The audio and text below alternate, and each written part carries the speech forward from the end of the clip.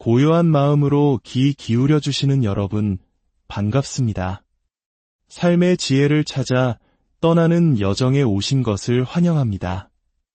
오늘의 이야기가 여러분의 마음에 잠시나마 평화와 성찰의 시간을 가져다 준다면 주저하지 마시고 이 지혜의 말씀을 소중한 이들과 함께 나누어 주십시오.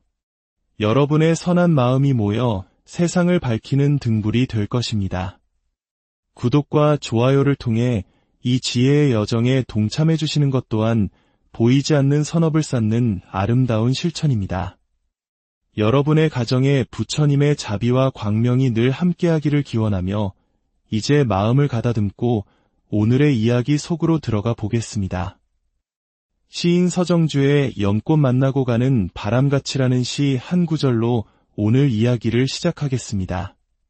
섭섭하게, 그러나 아주 섭섭지는 말고 좀 섭섭한 듯만 하게, 이별이게, 그러나 아주 영 이별은 말고 어디 내 생에서라도 다시 만나기로 하는 이별이게, 연꽃 만나러 가는 바람 아니라 만나고 가는 바람같이. 청정하고 아름다운 연꽃밭에서 한없는 감동을 느끼지만 그 감동에 영원히 머무를 수는 없습니다. 꽃이 피고 지듯 세상 모든 것은 끊임없이 변하기 때문입니다. 불교에서는 이를 회자정리 거자필반이라 합니다. 만남이 있으면 반드시 헤어짐이 있고 떠남이 있으면 반드시 돌아옴이 있다는 뜻이지요.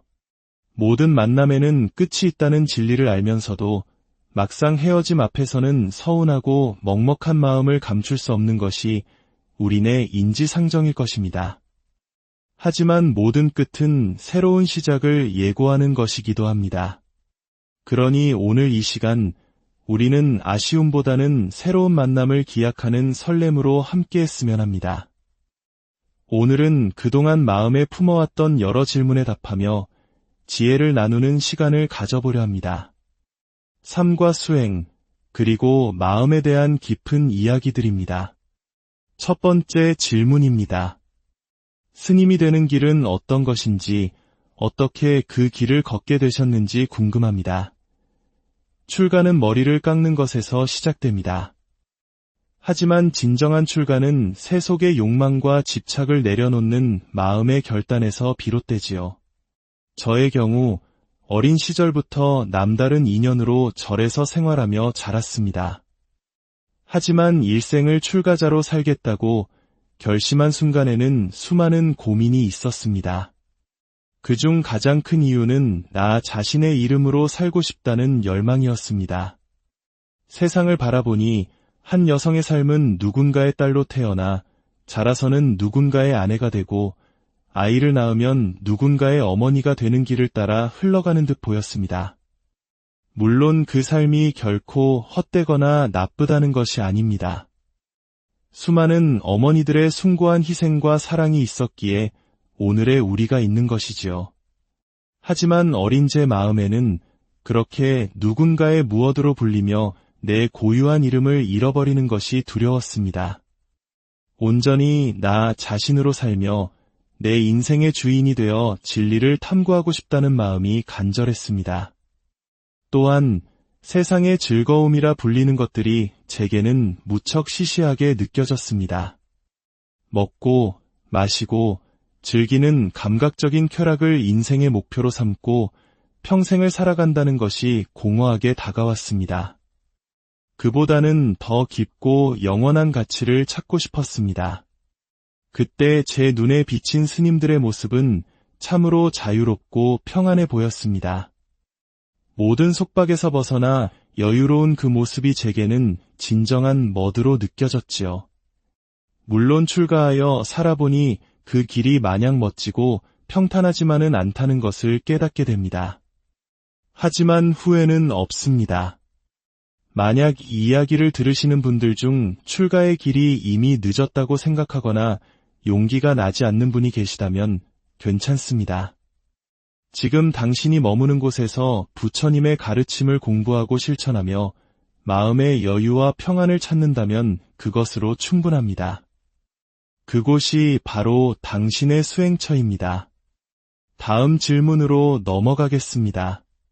불교에서는 나라는 실체가 없는 무아를 말하는데 그렇다면 어떻게 윤회가 가능한 것인가요?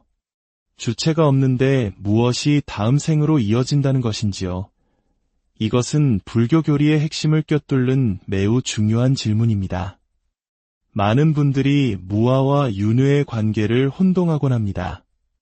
솔직히 말씀드리자면 사람이 죽은 후의 세계, 즉 영혼이 정말 존재해서 천국과 지옥으로 가는지에 대해서는 저 또한 명확히 말할 수 없습니다. 왜냐하면 그곳에 갔다가 돌아온 사람이 없기 때문입니다.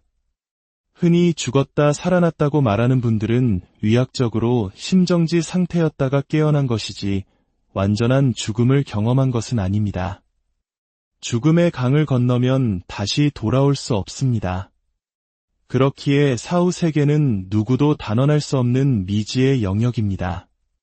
다만 우리는 유추할 수 있습니다. 우리의 삶에 생로병사가 있고 우리 마음의 생각과 감정이 일어나고 머물다 사라지는 생주이멸의 흐름이 있으며 이 거대한 우주 또한 생성되고 머물다 무너져 사라지는 성주괴공의 법칙을 따릅니다. 이 모든 거대한 순환의 법칙을 통해 우리는 이 생이 있기 전에도 무언가 있었고 이 생이 끝난 후에도 무언가 이어질 것이라고 짐작하는 것입니다. 여기서 중요한 것은 무엇이 이어지는가 하는 점입니다. 불교의 무아 사상은 고정불변하는 영원한 실체로서의 나는 없다는 가르침입니다.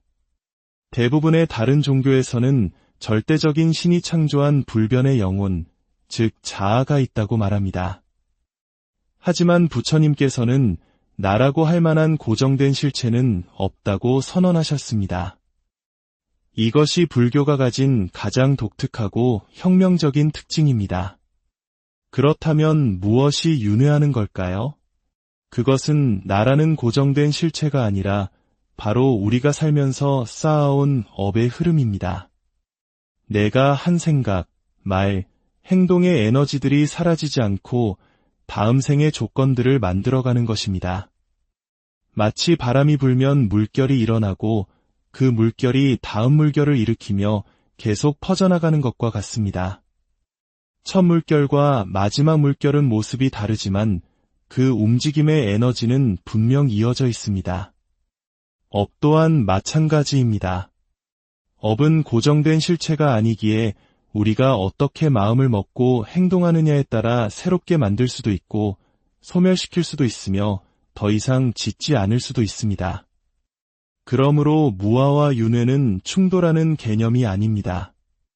오히려 나라는 고정된 실체가 없기에 우리는 끊임없이 업을 통해 변화하고 발전하며 마침내 모든 괴로움의 순환에서 벗어날 가능성을 갖게 되는 것입니다. 다음은 한국 사회를 살아가는 우리 모두의 고민이 담긴 질문입니다. 무한 경쟁 시대, 불안한 미래 속에서 어떤 마음가짐으로 살아가면 좋을까요? 이 시대를 살아가는 우리에게 가장 필요한 것은 내려놓음의 지혜가 아닐까 싶습니다. 여기서 내려놓음이란 꿈이나 노력을 포기하라는 허무주의적인 이야기가 결코 아닙니다. 성공을 위해 열심히 노력하고 자신이 원하는 삶을 그려나가는 것은 매우 중요하고 가치 있는 일입니다. 하지만 우리가 내려놓아야 할 것은 과도한 욕심과 불필요한 집착입니다. 예를 들어 세상의 모든 사람이 나를 좋아해야만 한다는 생각, 직장의 모든 동료에게 인정받아야 한다는 강박, 나는 반드시 1등을 해야 한다는 집착 같은 것들입니다. 내가 학생이라면 최선을 다해 공부하면 됩니다. 그러나 결과가 기대에 미치지 못하더라도 그것을 겸허히 받아들일 수 있어야 합니다. 세상에는 나보다 뛰어난 사람이 얼마든지 있기 때문입니다. 운동을 좋아한다고 해서 모두가 국가대표가 될 수는 없습니다. 내가 할 일은 그저 내가 있는 자리에서 최선을 다하는 것, 그뿐입니다. 세상의 모든 사람이 나를 좋아할 수 없듯 모든 사람이 나를 미워할 수도 없습니다. 누군가의 비난 한마디에 너무 상처받거나 연연할 필요가 없습니다. 최선을 다하되 안 되는 일은 과감히 내려놓을 줄도 알아야 합니다. 모든 사람의 마음을 얻으려 애쓰지 마십시오. 세상의 모든 괴로움에는 원인이 있습니다. 그 원인을 깊이 들여다보면 대부분 나의 지나친 욕심, 어리석은 고집과 집착, 잘못된 판단에서 비롯됩니다. 항상 자신을 돌아보며 마음을 잘 다스리고 비울 것을 비우고 내려놓을 줄 아는 지혜를 기를 때 우리는 비로소 이 험난한 세상 속에서 평온함을 찾을 수 있을 것입니다. 이번에는 분노와 스트레스에 대한 질문이군요. 화와 스트레스가 마음에 뭉칠 때 어떻게 하면 좋을까요? 스트레스가 쌓이면 사람은 예민해집니다. 별것 아닌 일에도 쉽게 화를 내게 되지요. 그런데 가만히 보면 화를 내는 것도 습관입니다. 한번 화를 내기 시작하면 계속해서 화를 내는 자신을 발견하게 될 것입니다. 화가 치밀어 오를 때 가장 즉각적이고 효과적인 방법은 깊은 호흡입니다. 아주 단순해 보이지만 숨을 깊게 들이쉬고 천천히 내쉬는 것만으로도 우리는 감정의 폭풍 속에서 잠시 멈춰 설 수 있는 공간을 만들 수 있습니다. 화를 내는 습관에 길들여지지 마십시오. 짜증과 분노를 자주 표출하는 사람 곁에는 아무도 머물고 싶어 하지 않습니다. 또한 건강한 몸에 건강한 마음이 깃드는 법입니다. 몸이 아프고 피곤하면 마음도 쉽게 지치고 짜증이 납니다. 평소 꾸준한 운동과 건강관리를 통해 몸의 에너지를 긍정적으로 유지하는 것이 마음의 평화를 지키는 중요한 길입니다. 화의 근본 원인을 찾아 제거하는 것이 가장 좋겠지만 현실적으로는 깊은 호흡과 건강관리를 통해 스스로를 다스리는 연습을 꾸준히 해나가시길 바랍니다. 마지막으로 불교의 핵심 사상인 중도에 대한 질문입니다. 중도란 정확히 무엇인가요? 중도는 문자 그대로 가운데 길을 의미하지만 단순히 양극단의 중간 지점을 뜻하는 것은 아닙니다. 불교에서 말하는 중도는 어느 한쪽으로 치우치지 않는 것입니다. 이것은 흰색, 저것은 검은색이라고 단정하고 사람들을 내 편과 내 편으로 나누고 세상을 선과 악이라는 이분법적인 잣대로 재단하는 모든 분별심에서 벗어나는 것입니다. 중도의 길은 폭이 매우 넓습니다. 그것은 모든 편견, 고정관념, 선입견으로부터 자유로워지는 마음의 상태를 의미합니다. 우리가 살면서 하는 생각들이 모두 옳다는 보장은 어디에도 없습니다. 나의 판단과 선택이 100% 맞다고 확신할 수 없습니다. 내 생각이 틀릴 수도 있다는 이 한 가지 생각만 가슴에 품고 살아도 우리는 훨씬 더 유연하고 지혜롭게 관계를 맺고 세상을 살아갈 수 있습니다. 이것이 바로 중도의 삶입니다. 실천적인 측면에서 중도는 팔정도를 통해 구현됩니다. 올바른 견해, 올바른 생각, 올바른 말, 올바른 행동 등을 통해 어느 한쪽으로 치우치지 않는 균형 잡힌 삶을 살아가는 것이 바로 중도의 실천입니다. 이제 마음을 더 깊은 곳으로 이끌어 부처님 가르침의 근원이 되는 한 편의 이야기 속으로 들어가 보겠습니다. 바로 부처님의 혈족이었던 석가족의 비극적인 멸망에 대한 이야기입니다. 부처님의 고향 카필라성은 풍요롭고 평화로웠지만 정치적으로는 강대국이었던 코살라국에 예속되어 있었습니다. 당시 코살라국의 파세나디 왕은 어머니가 하녀 출신이라는 출생의 비밀을 가지고 있었습니다. 그는 석가족의 공주를 아내로 맞이하고 싶어 사신을 보냈지만 혈통에 대한 자부심이 유달리 강했던 석가족은 하녀의 아들에게 공주를 시집 보낼 수 없다며 모욕감을 느꼈습니다. 하지만 강대국의 요구를 거절할 수도 없는 상황. 결국 석가족의 왕 마하나마는 한 가지 꾀를 냅니다. 자신의 집에서 일하는 하녀의 딸 말리를 공주로 위장시켜 파세나디 왕에게 시집 보낸 것입니다. 시간이 흘러 파세나디 왕과 말리 사이에서 아들이 태어났으니 그가 바로 비두다바 왕자입니다. 8살이 되던 해 비두다바는 외가인 카필라성을 방문했다가 자신이 하녀의 손자라는 사실을 알게 되고 석가족으로부터 더러운 노비의 자식이라며 씻을 수 없는 모욕을 당합니다. 그가 앉았던 자리를 우유로 씻어내는 굴욕까지 겪게 된 것이죠. 어린 왕자는 분노의 눈물을 삼키며 맹세합니다. 훗날 내가 왕이 되면 저들의 피로 오늘 내가 앉았던 이 자리를 씻으리라. 결국 왕위에 오른 비두다바는 복수를 위해 대군을 이끌고 카필라 성으로 향합니다. 부처님께서는 이 소식을 듣고 군대가 지나가는 길목에 말라비틀어진 고목나무 아래에 조용히 앉아 그를 막아섭니다. 비두다바 왕이 묻습니다. 세존이시여, 저렇게 잎이 무성한 나무 그늘을 두고 어찌하여 말라버린 고목 아래에 앉아 계십니까? 부처님께서 답하셨습니다. 왕이여, 친족의 그늘은 그 어떤 나무 그늘보다 시원한 법입니다.